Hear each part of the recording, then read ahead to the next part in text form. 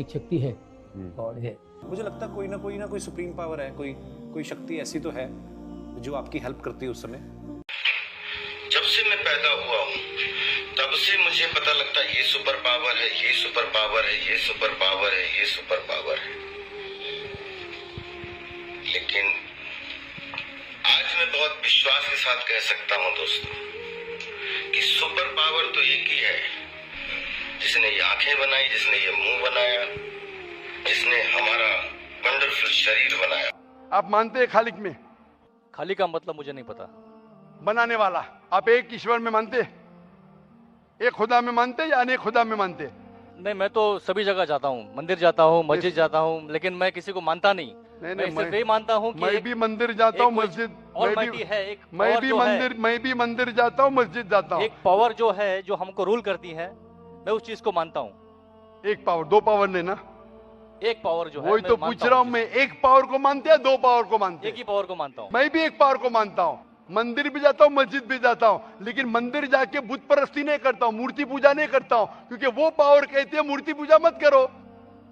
मूर्ति मतलब वो पावर वाले को आप कम पावर दे रहे, बराबर ना?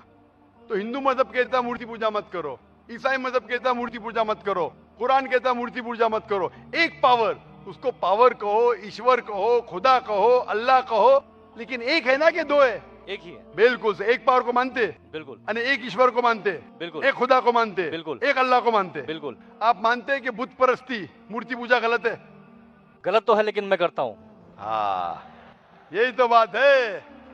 आप मानते हैं गलत, अल्हम्दुलिल्लाह, करते वो गलत। वो चलते आ रहा है, बचपन से चलते आ रहा है। मेरे परदादा भी कहते थे कि जमीन चपटी है, लेकिन मैं जब स्कूल में जाता हूँ डॉक्टर बन गया। बट हम मूर्ति की पूजा करने की वजह से मैं मानता हूँ कि मैं गॉड फियरिंग हूँ, मुझे डर है, मेरे वालिद गलत काम से बचता हूँ। हाँ, गलत काम करते लेकिन गलत काम से बचते, दोनों में टकराव है। आप गलत काम से बचते फिर बोलते गलत काम करते। मूर्ति की पूजा करने से मैं गलत काम से बचता हूँ। आपने कहा, मैं मानता हूँ। आपने कहा मूर्ति पूजा करना गलत है, मैं मूर्ति पूजा करता हूँ, गलत काम से बचता हूँ, तीनों में टकराव है। मैं हिंदी में जरा कमजोर हूँ। आपने कहा कि मूर्ति पूजा करना गलत है, लेकिन फिर भी मैं करता हूँ और गलत काम से बचता हूँ, दोनों कॉन्ट्रडिक्टिंग है। शराब पीना गलत है, फिर भी पीता हूँ और गलत काम नहीं करता। अरे पीऊंगा तो बलात्कार करूंगा ना। मैं नहीं पीता हूँ। आप नहीं पीते, अच्छी बात है, अल्हम्दुलिल्लाह। आपके वेद में लिखा है, बाइबल में लिखा है, कुरान में लिखा है, तो क्यों करते?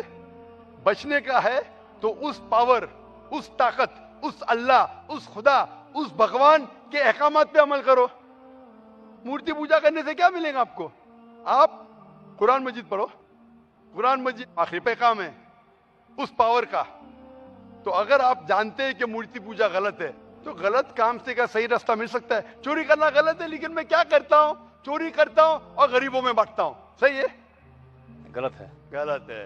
चोरी करना गलत है, आप मानते क्या? चोरी करता हूँ लेकिन गरीबों में बांटता हूँ। अरे गरीबों में बांटने का तो मेहनत करके बांटो ना, चोरी करके मेहनत मत करो।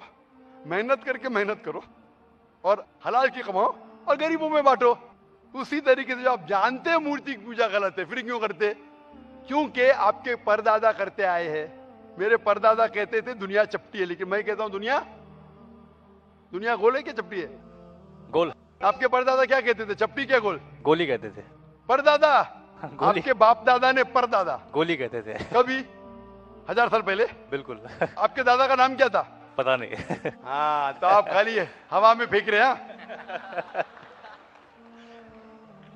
इंसानियत 1000 साल पहले कहती थी कि दुनिया चपटी है। आपके परदादा का नाम क्या? मैं नाम लिखूंगा ना साइंटिस्ट बुक में। आपके परदादा का नाम क्या है? पता। आपके परदादा क्या कहते थे? दुनिया चपटी है क्या गोल है? मैं कुछ नहीं कह सकता इसके बारे में, क्योंकि मैंने सुना नहीं है क्या कहते थे। लेकिन साइंस कहती है, मेरे परदादा और आपके परदादा कहते थे कि चपटी है। आप मानते हैं चपटी है? नहीं, क्योंकि आप तरक्की कर चुके।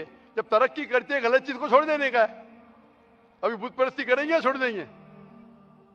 कोशिश करूंगा छोड़ने की। हाँ, ये बात हुई ना, ये मर्दानी बात हुई ना।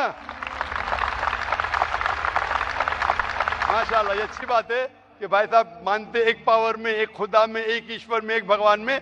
बुत परस्ती गलत है और कोशिश करेंगे इसको छोड़ने की। आप मानते हैं कि मोहम्मद सल्लल्लाहु अलैहि वसल्लम पैगंबर है?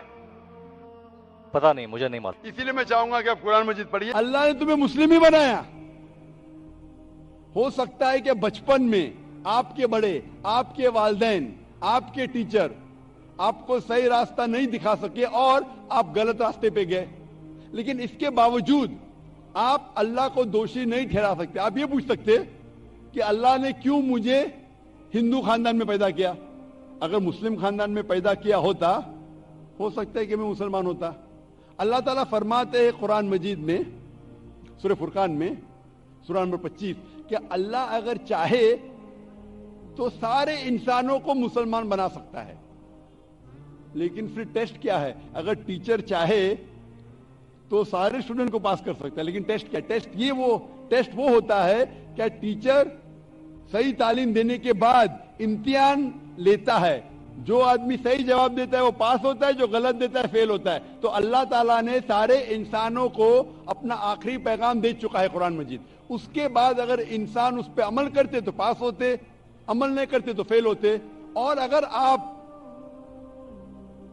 अल्लाह से कंप्लेन करेंगे कि क्यों मुझे हिंदू खानदान में पैदा किया, तो अल्लाह ताला फरमाते हैं कि आप किधर भी पैदा हो, चाहे मुसलमान खानदान में या हिंदू खानदान में, ये कहना कि हर इंसान जो मुस्लिम खानदान में पैदा होता है जन्नत में जाएगा, बिल्कुल गलत है।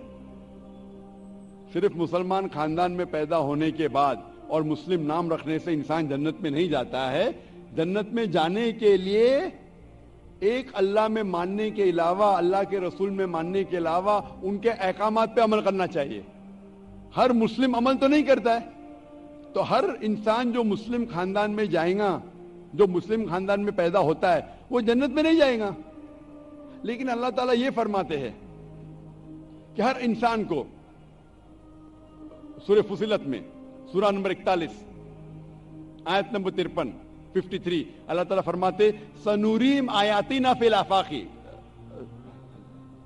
व फी अनफुसिहिम हत्ता यतबय्यन अन्नहुल हक, कि बहुत जल्दी हम आपको अपनी निशानियां दिखाएंगे।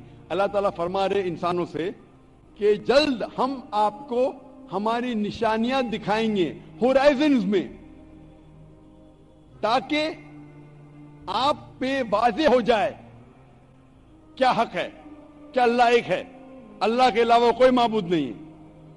लेकिन हक जाहिर होने के बाद हर इंसान उस पर अमल करना जरूरी नहीं। वो सोचने लगे, वो इंसान सोच सकता है कि अगर मैं इस्लाम कबूल करूं तो हो सकता है कि मेरे दोस्त मुझे छोड़ देंगे, हो सकता है कि मेरे वालिदैन मुझे जायदाद से दखल कर देंगे, हो सकता है कि मुझे मेरे तिजारत में नुकसान हो। तो ये सब चीजें इंसान को बहुत बार भटकाती है और हक कबूल करने से रोकती है। लेकिन आखिरत के दिन के ऊपर आप ये अल्लाह से कंप्लेन नहीं कर सकेंगे कि मुझे किसी ने भी इस्लाम के बारे में नहीं कहा। इसीलिए कुरान मजीद में लिखा गया है सूरह अनाम में सूरह नंबर 6 आयत नंबर 158 कि उस दिन, आखिरत के दिन, अगर आप कहेंगे कि मेरे वालिदैन बुत परस्त थे, मूर्ति पूजा करते थे, इसीलिए मैं कर रहा हूं, तो अल्लाह ताला फरमाएगा ये बहाना नहीं चलेगा, क्योंकि अल्लाह ताला खुद हर इंसान के दिल में वादे कर देता है हक क्या है, और वादे करने के बाद आपके पास कोई शिकायत का मौका नहीं रहेगा। और आपको भी, आप आज इस मजलिस में आ चुके हैं और मैंने लाखों लोग के सामने आपको वादे किया है कि खुदा एक है, उसके अलावा कोई माबूद नहीं, और मोहम्मद सल्लल्लाहु अलैहि वसल्लम उसके आखिरी पैगंबर है। अगर आज आप इस बात को नहीं मानेंगे तो कल आप ये कंप्लेन नहीं कर सकेंगे, आप शिकायत नहीं कर सकेंगे अल्लाह से कि मुझे पता नहीं था। बाकी लोग कर सकेंगे कि नहीं, वो बाद में देखा जाएगा। आप तो, अल्लाह तो वादे कर दिया किसके जरिए पता नहीं, लेकिन आज मेरे जरिए तो कर रहा है आपको, और इतने लाखों लोग शहादा दे रहे और करोड़ों लोग टेलीविजन पे देख रहे आपको। तो अभी आपके पास कोई बहाना नहीं, कोई शिकायत नहीं ये कहने के लिए कि मैं मुसलमान खानदान में पैदा नहीं हुआ, इसलिए मैंने इस धर्म को एक्सेप्ट नहीं किया।